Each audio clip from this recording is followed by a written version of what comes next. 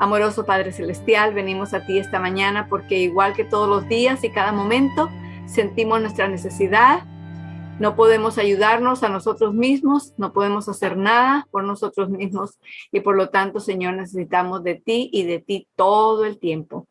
Bendice, Señor, nuestra congregación, bendice nuestra mente, nuestros procesos de pensar y ayúdanos, Señor, para que estemos enfocados en ti y aprendamos esta mañana lo que tú quieres enseñarnos. En el nombre de Jesús. Amén. La vez pasada habíamos terminado el capítulo número 2 y estábamos por comenzar el capítulo 3. Está en la página 63 del libro y habíamos señalado Gálatas 3, 26 al 29 como los versículos que vamos a estudiar para versículos de memoria. Entonces, esos están en el libro, si queremos repasarlos de allí, en la página 98, comienzan, página 98. Allí conseguimos el 26, en la parte de arriba donde dice 25, ahí está el 26 también. Así que comenzando por el 26, vamos a leerlo. Dice así: todos sois hijos de Dios por la fe en Cristo Jesús. El 27 está en la parte inferior de esa misma página. Porque todos los que habéis sido bautizados en Cristo, de Cristo estáis revestidos. El 28 se encuentra en la página 100, 28 y 29, están los dos ahí juntos, y dice: ya no hay judío ni griego, ni siervo ni libre, ni mujer o hombre primero, ni hombre ni mujer, porque todos vosotros sois uno en Cristo Jesús. Y ya que soy de Cristo, de cierto sois descendientes de Abraham y conforme a la promesa, herederos. Nuevamente les insto a que lo escriban en un papel diferente. Hay personas que aprenden si lo escriben y lo escriben y lo escriben varias veces. Cualquiera que sea la forma en que usted memoriza las cosas, hágalo. Permítale a Dios que le dé la disciplina, el control propio, como dice la última facultad del Espíritu Santo en Gálatas 5:22, que Él nos da también el control propio o la temperancia, que se llama también, para que entonces estemos enfocados en la palabra de Dios y permitamos que su palabra entre y sea digerida por nuestras mentes constantemente, que la alimentación no sea solamente de aquí y allá y dentro de 2 meses, sino todo el tiempo. Entonces, estamos listos para comenzar el capítulo 3. Nuevamente, entonces, vamos a la página 63. Página 63. Comienzo a leer, dice: los Gálatas, habiendo aceptado el evangelio, estaban siendo llevados por falsos maestros que les presentaban otro evangelio, que no era otro, ¿verdad? No era otro, era uno falso, pero no era otro evangelio verdadero.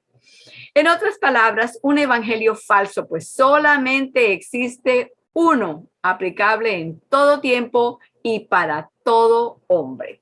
Desde el Edén hasta que Cristo regrese, el evangelio, las buenas nuevas es solamente una noticia buena, que es que Cristo nos rescató, ¿verdad? La manera como le fue presentado era este falso evangelio, se les había presentado: si no os circuncidáis conforme al rito de Moisés, no podréis ser salvos. ¿Cómo les parece esa proposición? Si no os circuncidáis con el rito de Moisés, no podréis ser salvos. Habiendo conocido ahora a Cristo, sabiendo que era el Mesías que se había esperado, que había sido prometido desde el Edén. Sin embargo, dice, con ese no es suficiente.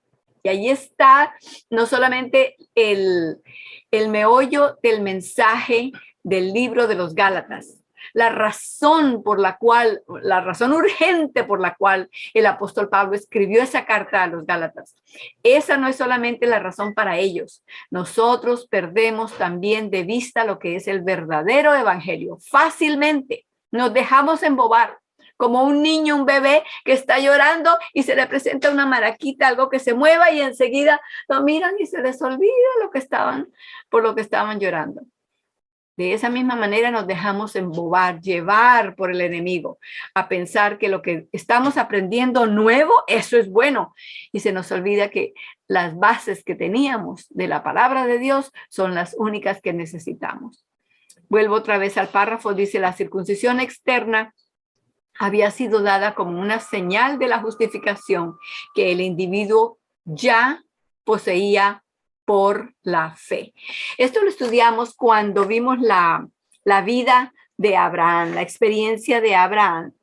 No solamente hablamos de ella, la mencionamos, sino que la estudiamos en los capítulos de Génesis, capítulo 12, 15, 16, 17, 18 y 22. Esos capítulos contienen la experiencia, la historia de lo que pasó con el patriarca Abraham. Allí se menciona, porque en el capítulo 15, versículo 6 de Génesis, es donde Dios declara a Abraham como justo. ¿Por qué? Porque lo sacó, le mostró las estrellas y le dijo: cuéntalas a ver si puedes. Así, ese número va a ser el número de tu descendencia. Y lo que hizo Abraham en ese momento fue creer. Dijo: gracias, Señor. Amén. Así sea.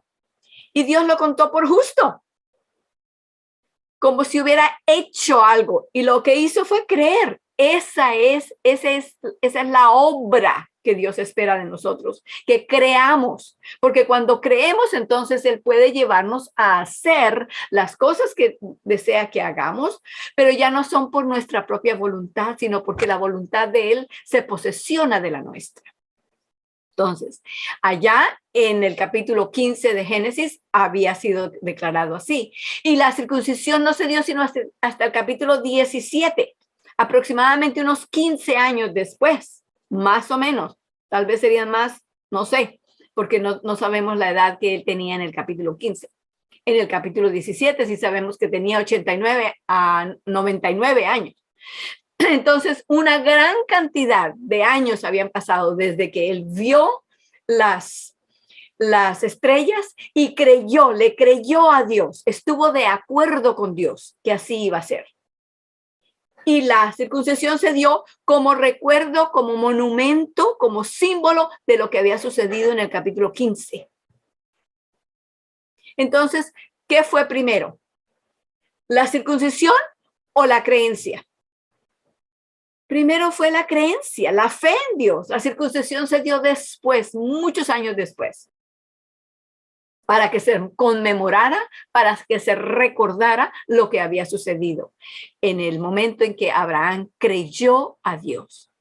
Y esto mismo lo encontramos, que lo repite el apóstol Pablo. Vamos a Romanos 4:11. Romanos 4:11. Romanos 4:11. José, ¿lo puedes leer? Sí, un momento. Ok. Romanos 4:11. 4:11, sí, por favor. Y mientras tanto, a ver si, Ana, buscas Romanos 2:25. Yo te digo hasta dónde después. Ok, José, lee, por favor.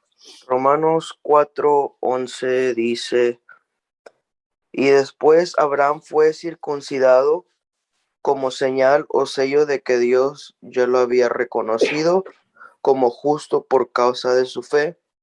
De este modo, Abraham ha venido a ser también el padre de todos los que tienen fe, aunque no hayan sido circuncidados, y así Dios los reconoce igualmente y a ellos como justos.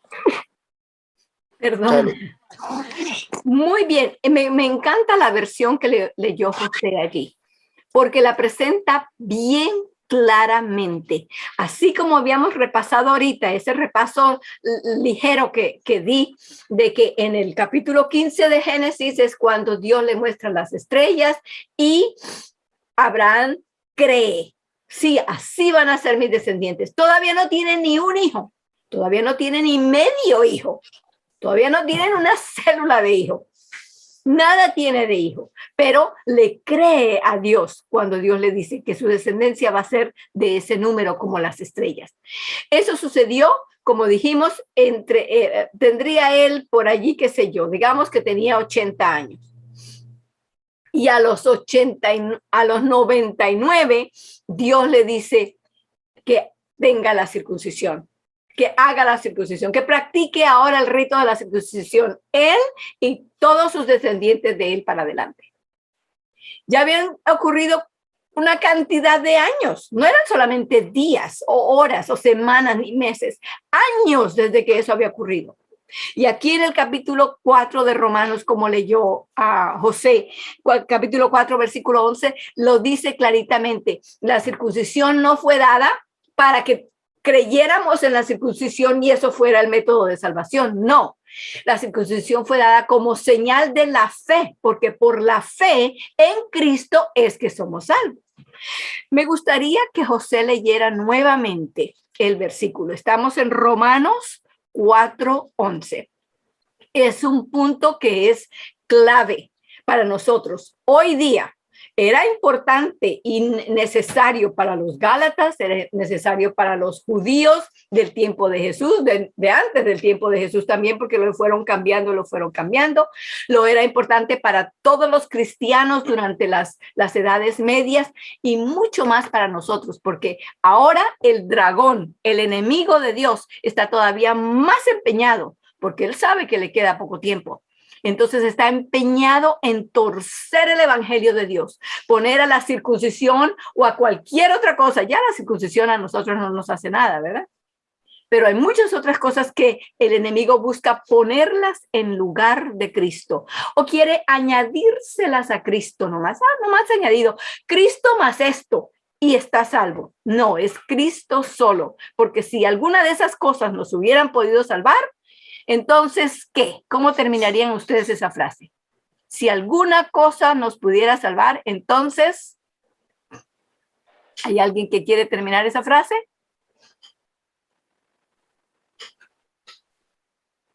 En vano vino Cristo. Exactamente. Cristo no hubiera tenido que venir ni morir, mucho menos.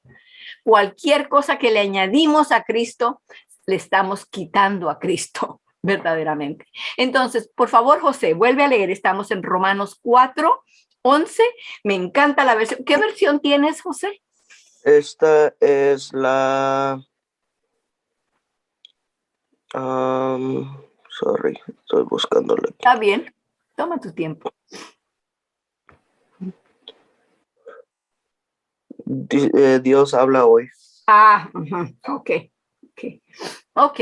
Entonces vuelve a leerla, por favor. Los demás, por favor, lean en sus versiones, sigan la lectura para que entonces escuchen la forma en que lo explica y lo aclara. Lee, pues. Y después Abraham fue circuncidado como señal o sello de que Dios ya lo había reconocido como justo por causa de su fe. De este modo, Abraham ha venido a ser también el padre de todos los que tienen fe, aunque no hayan sido circuncidados, y así Dios los reconoce igualmente a ellos como justos. Amén. Amén. Es muy necesario eso porque estamos entrando en el capítulo 3 de Gálatas. Eso es lo que estamos comenzando hoy. Estamos en la página 63 del libro y esa fue la razón única y principal por la cual el apóstol Pablo escribió la carta a los Gálatas, porque ellos habían sido engañados creyendo.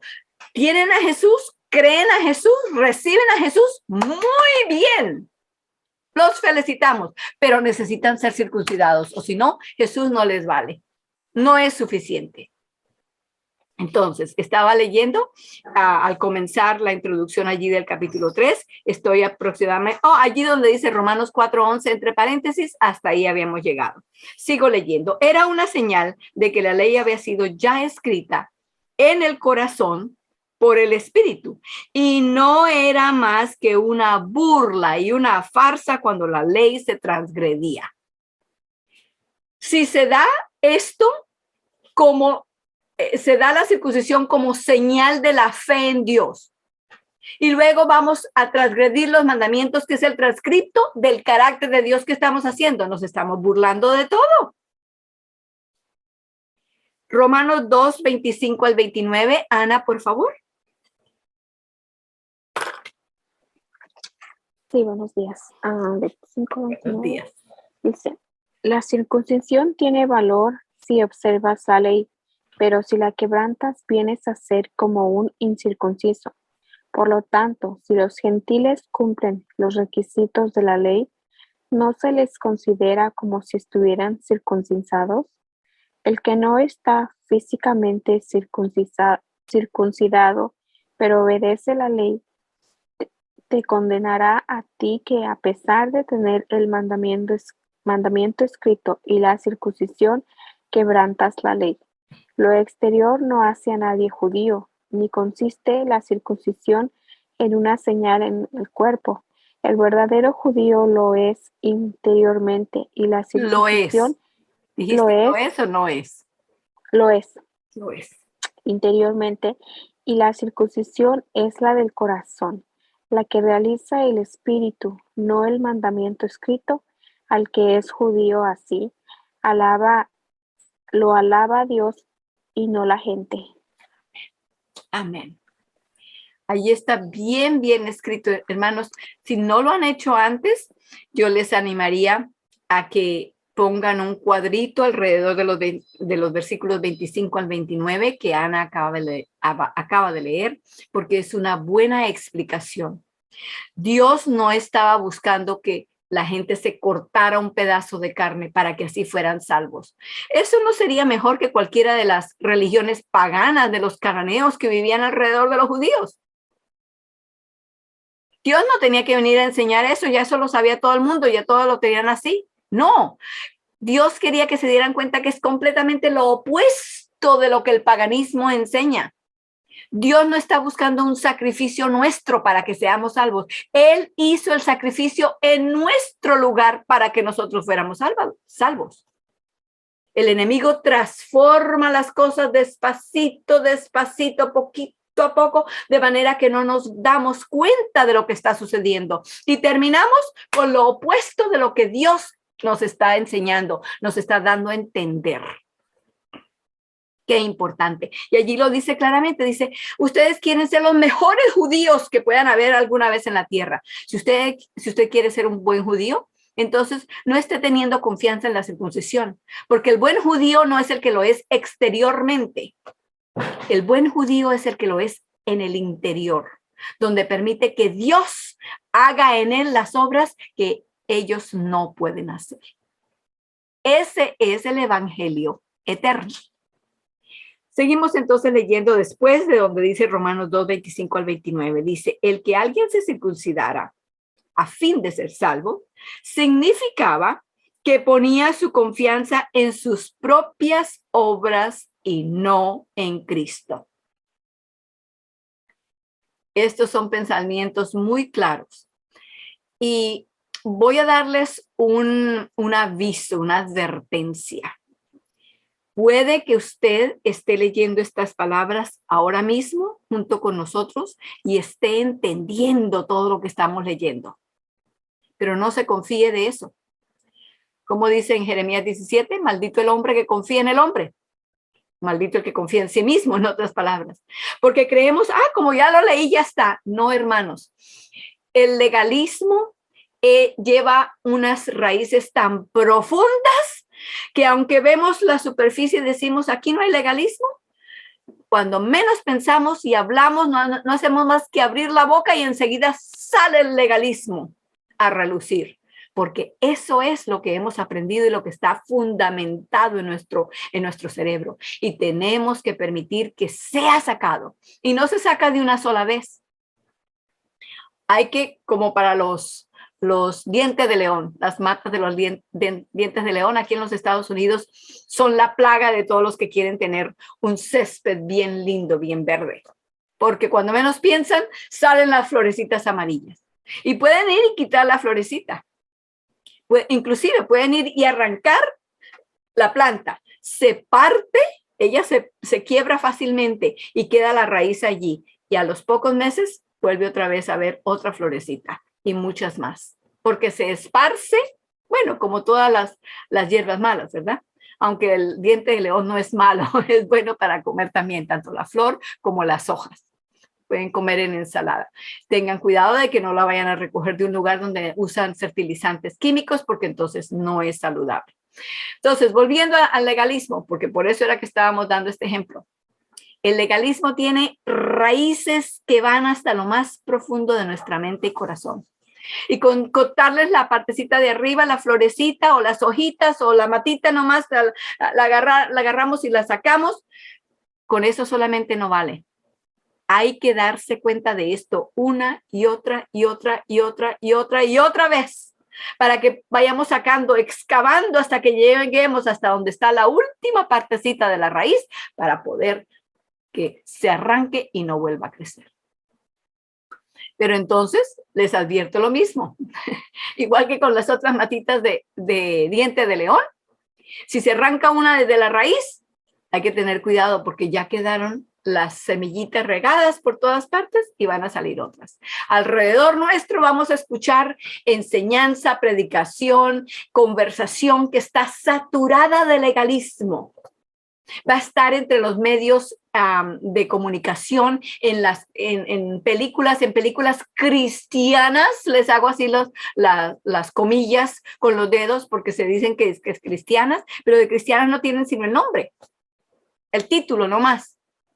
Entonces, todas esas cosas vuelven y traen el legalismo otra vez. Es como si su vecino tiene el césped lleno de diente de león y usted está quitando el diente de león aquí. Cuando el viento pasa por el césped de su vecino, trae todas las semillas de allá y se las vuelve a poner en su césped. Y ahí van a crecer. Entonces, no es algo que podemos decir, ya lo sabemos. Es algo que tenemos que estar constantemente refrescando para que el enemigo no venga a sembrar su cizaña en nuestros corazones, en nuestra mente, que no vengas a sembrar creencias falsas, haciéndolas pasar por creencias verdaderas. Vuelvo a leer esa misma oración. El que alguien se circuncidara a fin de ser salvo, significaba que ponía su confianza en sus propias obras y no en Cristo. Como nosotros ya no nos circuncidamos, ya no es parte de un rito, nadie lo está predicando así. Corremos entonces el peligro de que tomemos otras cosas. El enemigo busca algo que quiera hacernos creer que es nuestro trabajo, nuestra obra la que nos salva. Como estoy leyendo la Biblia todos los días a las 5 de la mañana. Ay, sí, señor, claro que sí, claro. Bueno, soy salvo. Me siento que soy salvo porque estoy leyendo. No. Nada de lo que hacemos nos salva, es Cristo. Cristo. Ahora, como amamos a Cristo, como estamos enamorados de Él, como Él es el centro de nuestra atención, vamos a leer la Biblia, pero no la vamos a leer para sentir que somos salvos. La vamos a leer porque queremos conocer a nuestro enamorado. Queremos oír lo que nos dice. Queremos saber los planes que tiene para nosotros junto con Él. ¿Se acuerdan de las cartitas de amor que recibíamos, verdad? Así, igualito, debe ser entre nosotros y Cristo. Sigo ahora leyendo, dice, aunque no ha quedado duda con respecto a la cuestión aplicable en aquellos tiempos de la necesidad de someterse al rito específico de la circuncisión a fin de obtener salvación, el asunto mismo de la salvación, sea a través de obras humanas o por el solo sacrificio de Cristo, sigue estando vigente, como estábamos dando ahorita los ejemplos. Como regreso el diezmo y estudio la lección de la escuela sabática y voy a la iglesia y voy en el día 7º de la semana, que es el día correcto, estamos bien, estamos siendo salvos. No, hermanos, fuimos salvos por Cristo, por su vida y por su muerte. De otra manera no hubiéramos podido ser salvos.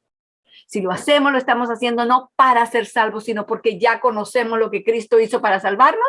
¿Y qué más queremos hacer sino estar con Él, aprender de Él, saber de Él? Enamorados de Él, no podemos separarnos de Él. El siguiente párrafo, por favor, Nancy, ¿puedes leer hoy?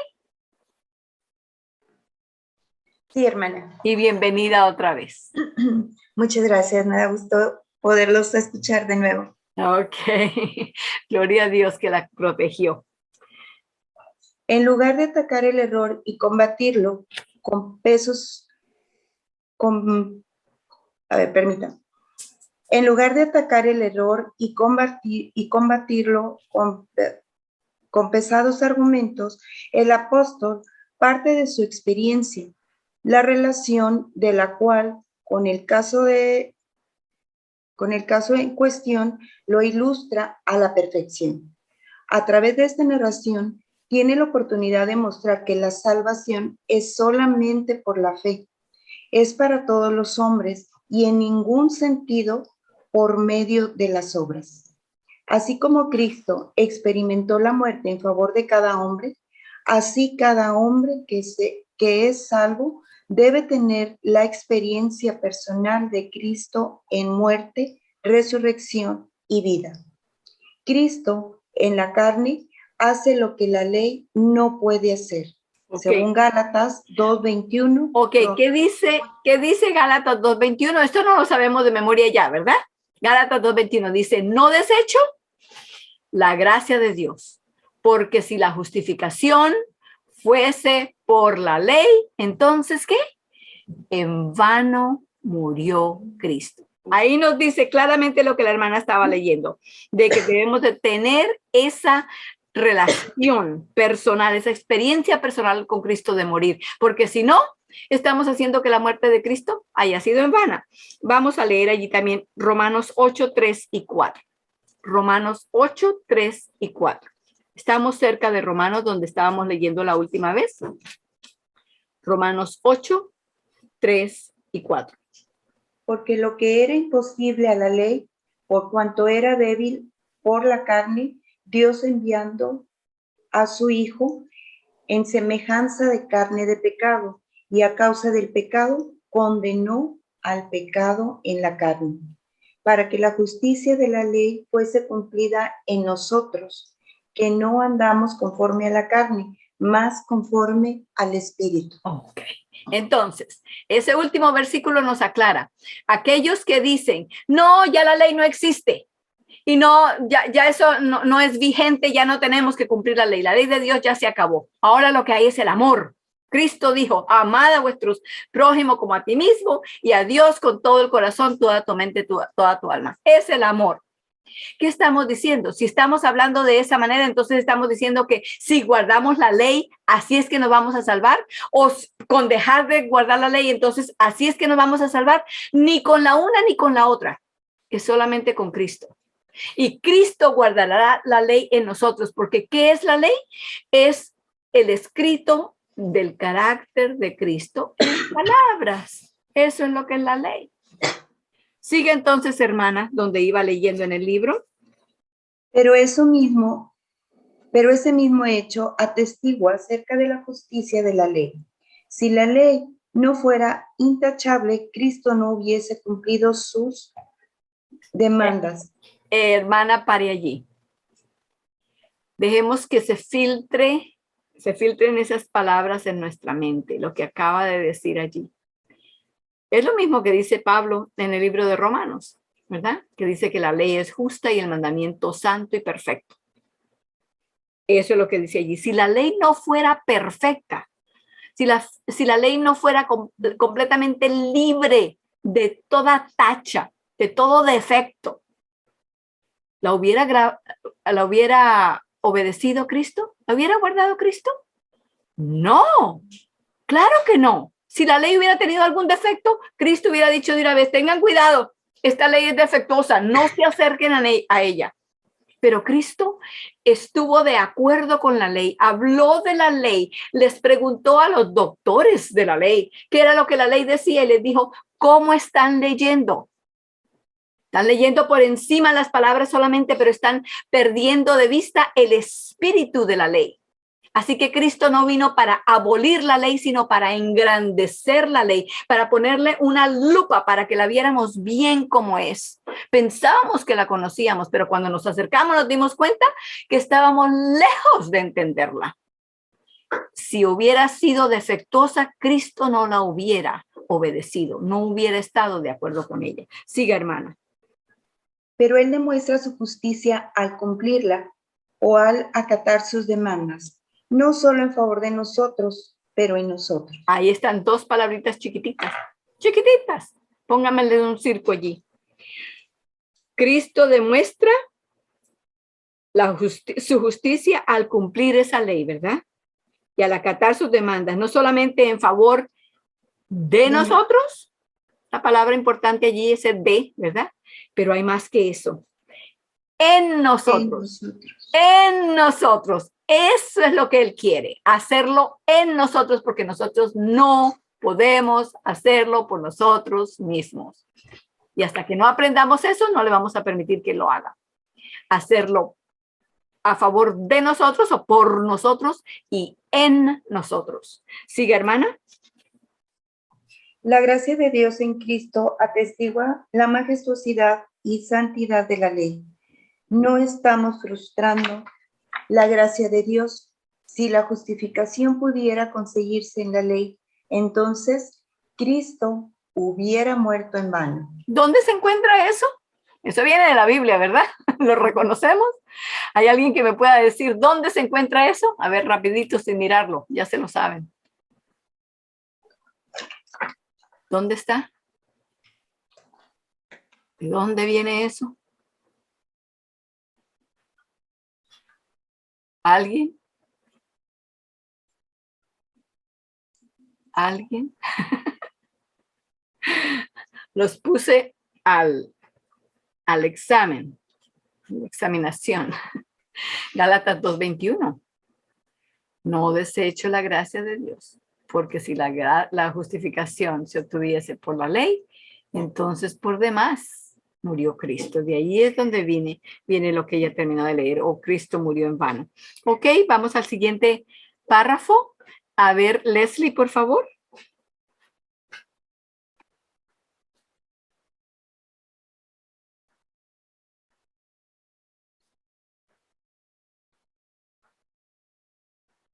Leslie. Oh, no, Leslie no está. Yo pensaba que era Leslie. Cintia, por favor. Perdón. Sí, hermana. Okay. Ok, pero Nancy se quedó, la gracia de Dios en Cristo atestigua la majestuosidad y santidad de la ley. ¿Ahí se quedó? ¿O dónde se quedó? En la página 64. Oh, ok. Ajá, la 64. Usted va a comenzar, pero sostener. Pero, ok. Sí.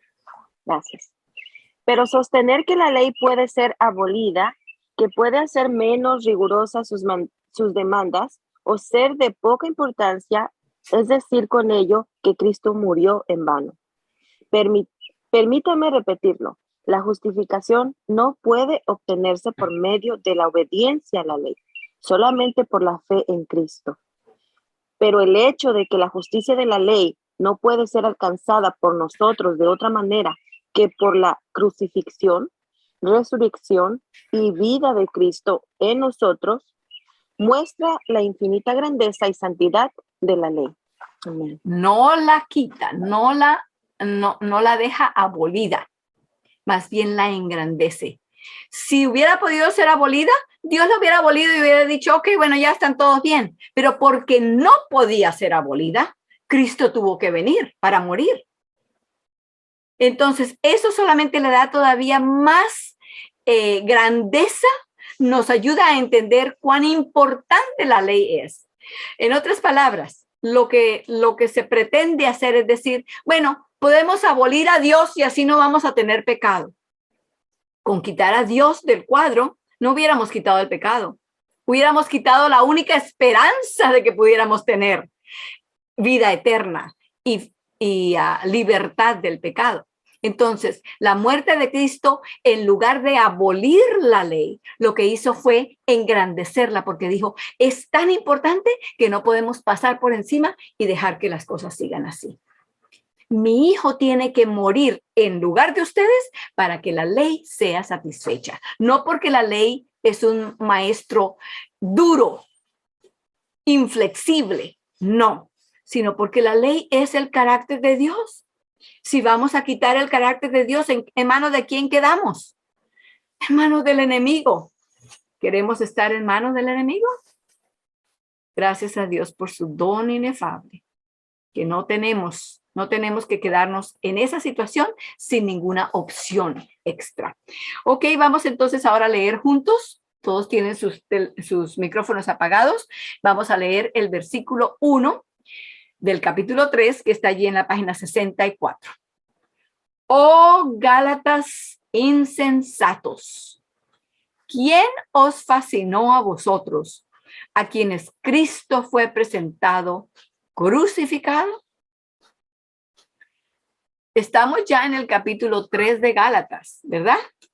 Estamos conscientes de ellos. No estamos al principio, no estamos en el primer capítulo y en el primer versículo. Esa exclamación no nos hubiera caído de sorpresa si al abrir el libro, al comenzar, Pablo, con todo lo que tiene que decirles, comienza: oh, Gálatas insensatos, ¿quién os fascinó a vosotros, a quienes Cristo fue presentado crucificado? Pero hermanos, el hecho de que hable de esa manera, que se exprese de esa forma en el capítulo 3 de Gálatas, quiere decir que lo que Pablo siente por el peligro en el cual los gálatas están andando es como un fuego dentro de él que no se apaga, no se desvanece, que más bien crece. Entre él más les habla y les dice, les quiere mostrar mayor sentimiento de la urgencia crece en él. Y por eso ahora exclama: oh, Gálatas insensatos, ¿cómo pueden hacer esto? ¿Cómo pueden ser tan ciegos? Allí dice, ¿quién os fascinó? Esa palabra se traduce en otras versiones, ¿quién os hechizó? Están bajo el control, el poder del enemigo, que no se han dado ni cuenta que en eso está. De eso va a venir ahora el estudio, el pecado de hechicería. Entonces, a ver, José, lees por favor.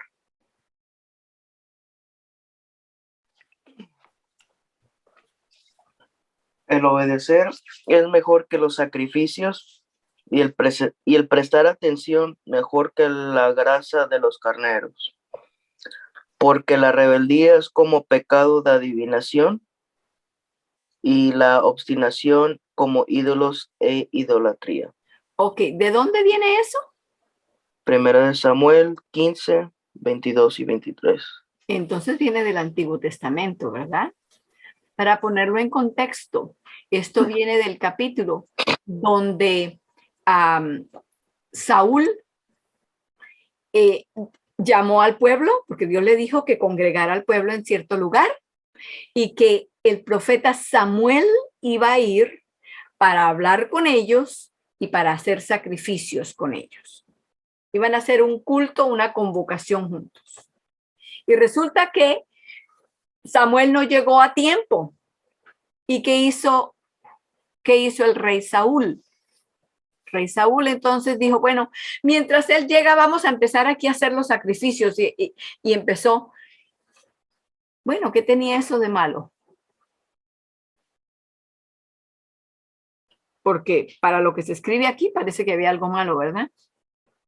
Resulta que los reyes no podían ser sacerdotes, ni los sacerdotes podían tener el puesto de reyes. ¿Por qué?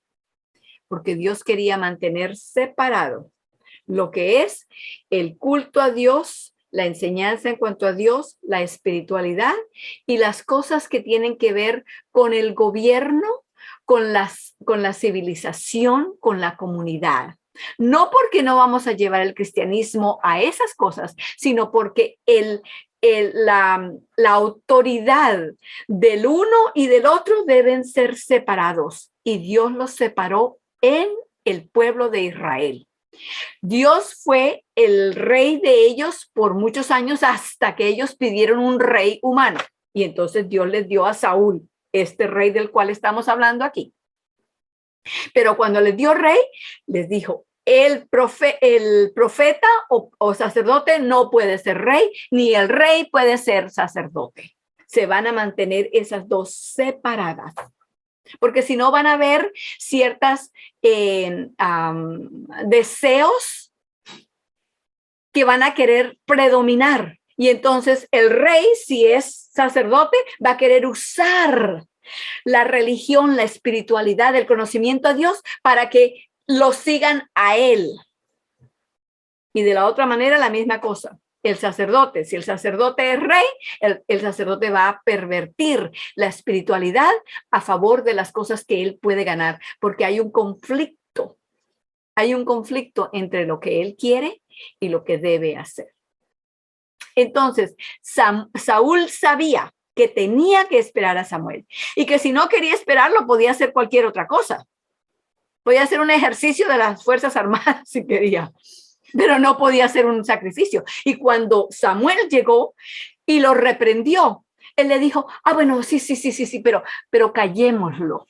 No digamos nada. De esto hablamos después. Y Samuel le pregunta, le dice, ok, ¿qué es lo más importante? Lo acaba de leer él ahí, dice, el obedecer es mejor que los sacrificios. Tú estás diciendo, no, yo no le obedecí a Dios porque lo que tenía que hacer era darle un sacrificio y con eso él se agrada. No, con el sacrificio él no se agrada si no lo estamos obedeciendo. ¿Se acuerdan de Caín? Caín trajo un sacrificio, ¿le agradó a Dios? No. ¿Por qué? Porque le trajo lo que él quería, no lo que Dios le había pedido, para que señalara al Hijo de Dios, que era el que iba a morir como sacrificio por nosotros. Y aquí Samuel está diciendo exactamente lo mismo. El obedecer es mejor que los sacrificios y el prestar atención es mejor que la grasa de los carneros. Pero la rebeldía es como el pecado de adivinación. ¿Hay algún cristiano que de verdad conozca la palabra de Dios y que diga que está bien ir a donde los hechiceros y a los que leen las manos y las tarjetas y todo aquello, la bola de cristal? ¿Está bien hacer eso? No. Los cristianos saben que eso no está bien, que eso es peligroso, porque eso es estar en el terreno del enemigo. Eso es darle abertura completa de nuestra mente a que él entre y haga lo que quiera. Entonces le dice, la rebeldía es como pecado de adivinación y la obstinación como ídolos e idolatría. El pueblo de Israel, no, idolatría, no, uy, cuidado con idolatría. Pero les dice, pero cuando ustedes están en rebeldía, ¿qué es lo que están haciendo? Están en idolatría. Están pensando que son mejores que los vecinos porque no tienen ídolos, pero resulta que están peores que los vecinos porque los vecinos por lo menos no saben lo que saben ellos, que son los hijos de Dios, los seguidores de Jehová. Siga, José, con lo que estabas leyendo. Dice, en el texto bíblico se ha añadido la preposición como. Es como. Sí, porque dice allí, la rebeldía es como el pecado. Se está refiriendo a eso. Sigue. En el original hebreo aparece, la rebelión es el pecado de hechicería y la obstinación es iniquidad, idolatría. Como sí, es muy claro porque tanto la obstinación como la rebelión son un rechazo de Dios, y aquel que rechaza a Dios se coloca a sí mismo bajo el control de los malos espíritus. Toda clase de idolatría es adoración del demonio. Lo que los gentiles sacrifican, a los demonios lo sacrifican. 1 Corintios 10:20. No hay un término medio. Cristo dijo, el que no es conmigo está contra mí. Mateo 12:30. La desobediencia, el rechazo de Dios, es el espíritu del anticristo. Los hermanos gálatas estaban separados de Dios, según lo hemos podido observar, y consecuentemente estaban inevitable, aunque tal vez inconscientemente regresando a la idolatría. Allí vemos la razón por la cual el apóstol Pablo no podía quedarse callado. No podía dejar de exclamar, oh Gálatas insensatos, ¿cómo es posible? No, por allá no se vayan. Él ve que viene el tren y ellos están parados en la carrilera y dice, quítense de ahí. ¿Cómo puede ser que no se den cuenta de lo que está viniendo allí? Pensemos en cuanto a este versículo nuevamente en Primera de Samuel. Porque si estamos en cualquier forma sosteniendo, acariciando lo que el Espíritu Santo nos ha llamado y nos ha dicho, yo te puedo ayudar para que dejes eso, para que no estés dominado por ese error. Si estamos de alguna manera sosteniendo y reteniendo esos pecados con nosotros, lo que estamos haciendo es idolatría, es hechicería. Y lo que a nosotros nos llenaría de miedo y de terror, pensar que yo esté haciendo hechicería, no, ¿cómo es posible? Pensémoslo otra vez, porque con cosas que no estamos pensando y analizando como Dios las analiza, estamos haciendo la hechicería y la idolatría y estamos pensando que estamos muy bien. Oh, yo estoy perfectamente bien. Yo conozco a Dios y le sirvo de todo corazón. Por eso el apóstol Pablo dejó su carta y gracias a nuestro buen Dios que ha cuidado su palabra entera, inclusive la carta a los Gálatas, para que nosotros podamos tener esa advertencia y no caigamos como cayeron ellos, en lo que estaban cayendo sin darse cuenta, sin tener conocimiento del peligro en que estaban.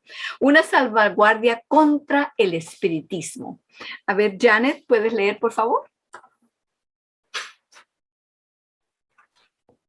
Ok. Espiritismo es solo otro nombre para designar la antigua hechicería y la adivinación. Es una falsa, pero no a la manera que la mayoría de la gente piensa que lo es. Lleva consigo una realidad. Es un fraude en el sentido de que mientras profesas tener comunicaciones con los espíritus de los muertos, está en realidad teniéndola con los espíritus del mal. Pues los muertos nada saben.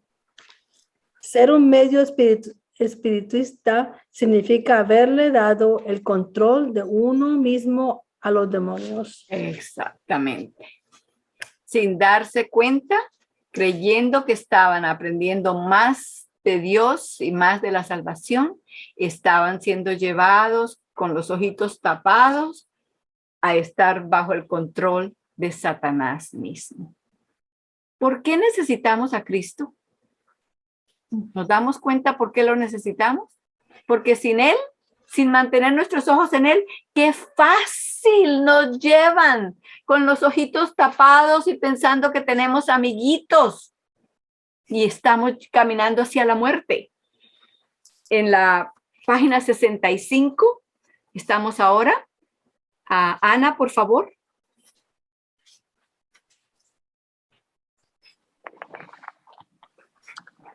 La única protección en contra de este hecho es aferrarse de la palabra de Dios. El que tiene en poco la palabra de Dios se aparta a sí mismo de la asociación con Dios para ponerse bajo la influencia de Satanás. Uy, qué grave es esto, ¿verdad? Uh-huh. Qué terrible. El que tiene en poco la palabra de Dios, el que dice, no, yo no necesito. Mi mamá me enseñó desde que yo estaba chiquitita. Desde antes de nacer ya me estaba leyendo las historias de la Biblia. Así que yo me sé todo eso. El que tiene en poco la palabra de Dios se aparta a sí mismo de la asociación con Dios para ponerse bajo la influencia de Satanás.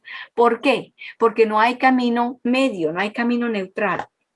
Como leyó José hace un rato, que dice en Mateo 12:30, Cristo dijo, el que no está conmigo está contra mí. No hay un camino medio.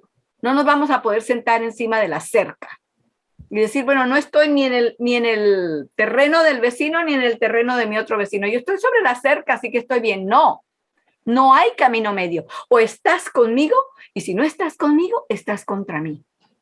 Y allí está uno de los peligros para la iglesia de Dios en los días finales. Porque la iglesia de Dios ha estudiado, ha aprendido, saben, conocen, no todo lo que podemos conocer porque cada día aprendemos más, pero creemos que ya lo sabemos todo bien y entonces decimos, no, hay mucha gente que dice de esta manera, yo ya sé lo que viene y cuando yo vea que esas cosas comienzan a suceder, yo voy a regresar. Yo regreso, eso es fácil. Yo sé lo que tengo que ver. Pensamos que sabemos, pero para cuando ocurra, ya nuestro corazón no va a permitirnos hacerlo. Ya nuestros ojos no lo van a ver de la misma forma. El enemigo nos va a hacer ver las cosas y decir, no, pero eso todavía no es. Eso no es. Espérate otro poquito. Y allí van, para darse cuenta como los del tiempo del diluvio, que cuando vieron cerrar la puerta, al principio, ay, pero como pasaron 7 días y no cayó agua del cielo como el loco del Noé había dicho, se comenzaron a burlar. Y luego de los 7 días, ¿qué sucedió? Comenzó a llover y siguió lloviendo y no dejó de llover hasta que todo fue destruido, excepto aquellos que estaban dentro del arca. Muchos vinieron. Y recuerden ustedes que era Noé, su esposa, sus 3 hijos y las esposas de los 3 hijos. Eran 8 personas. Los padres, abuelos, hermanos, tíos y primos de esas esposas de los hijos de Noé pueden haber estado entre aquellos que cuando vieron que comenzó a llover, fueron a tocar y a llamar, ábreme, yo soy tu mami, ábreme que yo quiero entrar. Nadie podía abrir la puerta porque la puerta había sido cerrada por Dios. No digo esto para que lo hagamos por miedo, no, sino para que tengamos los ojos abiertos porque el enemigo no es fácil de entender. El enemigo es astuto, más astuto que tú y yo. Y si creemos que nosotros somos más astutos, ya caímos bajo la astucia del enemigo. Entonces, por eso nos dice allí claramente, el que tiene en poco la palabra de Dios se aparta a sí mismo de la asociación con Dios para ponerse no bajo la asociación de los amigos y del trabajo, no, bajo la asociación de Satanás. Mucho cuidado, por eso el Señor nos ha dejado amplia advertencia. Sigue leyendo, por favor, Ana. Aun cuando una persona denuncie el espiritismo en los términos más claros, si no se aferra a la palabra de Dios, será desviado tarde o temprano por el engaño. Solamente guardando la palabra de paciencia de Cristo pueden los hombres ser guardados de la tentación que está por venir en todo el mundo. La tentación que está por venir en todo el mundo. Apocalipsis 3:10. El espíritu que ahora opera en los hijos de obediencia, de desobediencia. De desobediencia, Efesios 2:2, es el espíritu de Satanás, el espíritu del anticristo, y la única salvación posible para librarse de él es el evangelio de Cristo que revela la justicia de Dios. Romanos 1:16. Entonces, allí ella acaba de leer y dijo que aunque la persona denuncie el espiritismo en los términos más claros, si no se aferra de la palabra de Dios, será desviada tarde o temprano por el engaño. Les voy a contar una experiencia personal para ayudarnos a entender la astucia del enemigo de Dios, que es el enemigo nuestro también. Yo estaba joven, tenía aproximadamente unos 14, 15 años y mi tía vivía cerca de nosotros, como unas 6 cuadras de donde nosotros vivíamos. Al lado de ella, del vecino, vivían unos acuarianos. Los acuarianos no eran muy conocidos ni nada, la gente no sabía mucho de lo que ellos creían eso, pero eran personas que se dedicaban mucho a jardín y a crecer sus propios vegetales y a comer una comida bastante natural y a hacer cosas, a hacer ejercicio y hacer bien a la comunidad. O sea, que eran fácilmente aceptables a todos. Y como eran vecinos de mi tía, había un muchacho bastante joven, yo diría que tendría por ahí unos 21 o 22 años, cuando más, según me acuerdo.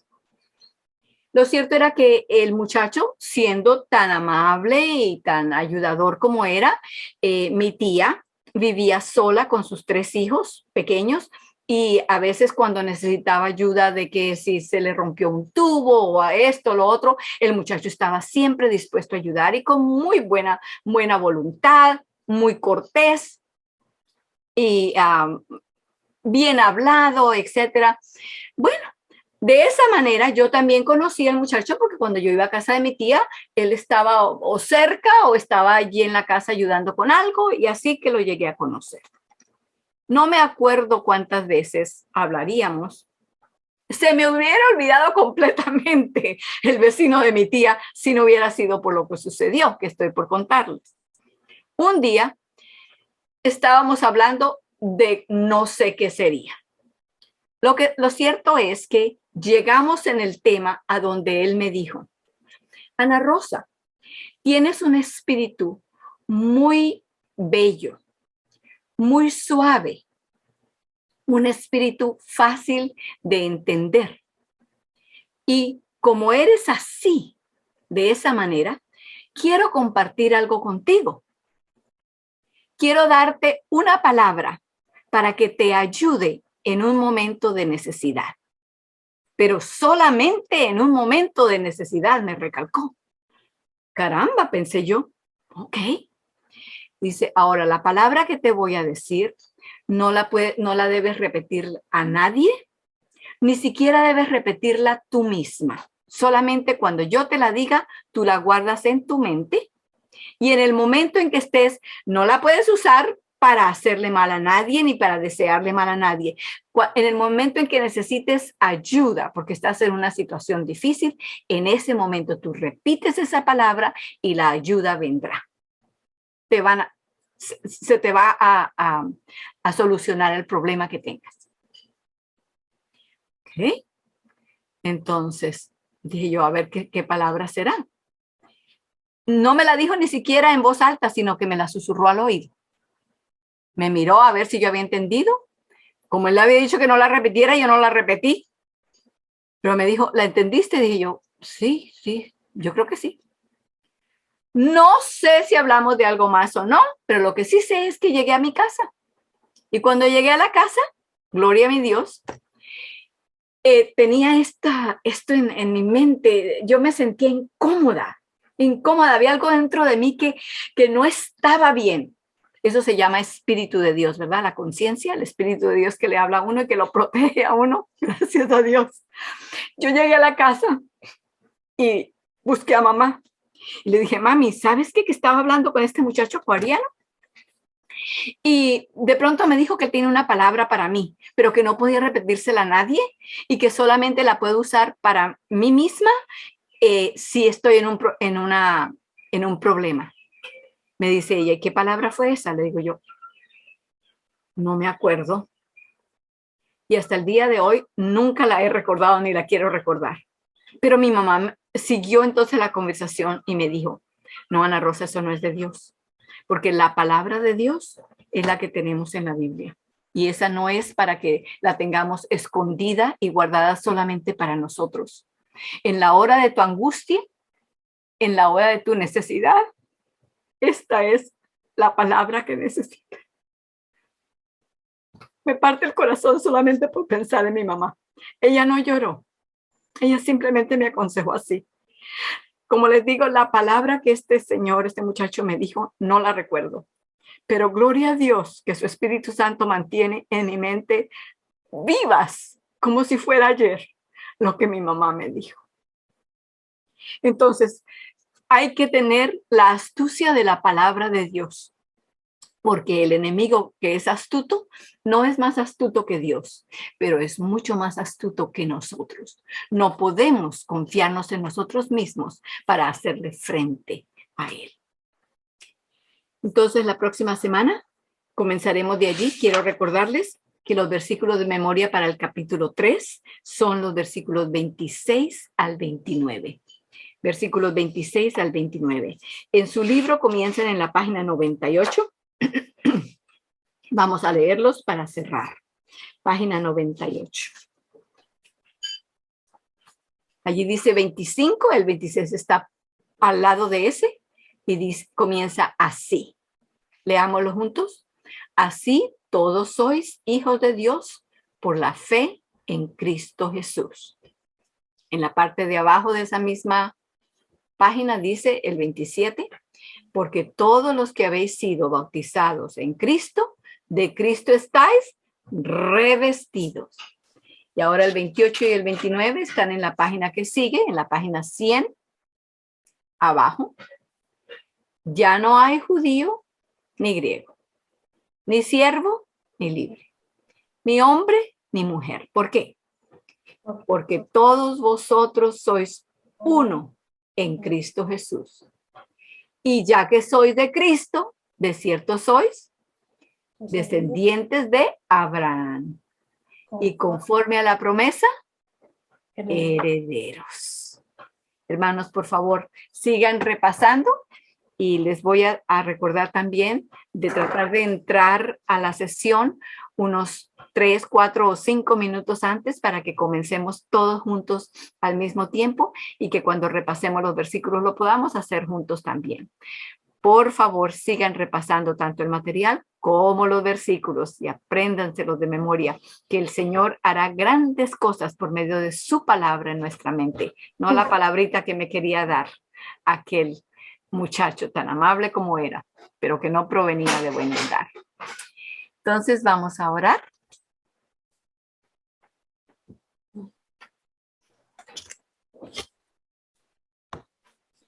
Amoroso Padre Celestial, te agradecemos porque el amor infinito que tú tienes para nosotros, apenas logramos ver parte de la superficie.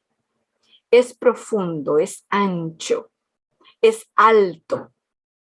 No tiene ni principio ni fin ese amor infinito con el cual nos has amado. Como dices en Jeremías 31:3, con amor eterno te he amado, por tanto te he llevado con misericordia.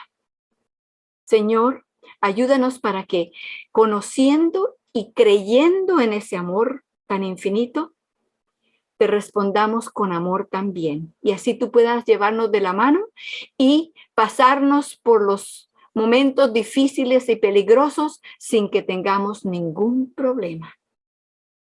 Gracias, Señor, por cuidar no solamente de nosotros, sino también de nuestras familias. Te pedimos por aquellos que no pudieron estar con nosotros esta mañana. Te pedimos también que seas con los padres que están representados aquí. Hoy el mundo celebra el Día de los Padres y te agradecemos por ellos y por lo que tú puedes hacer a través de ellos.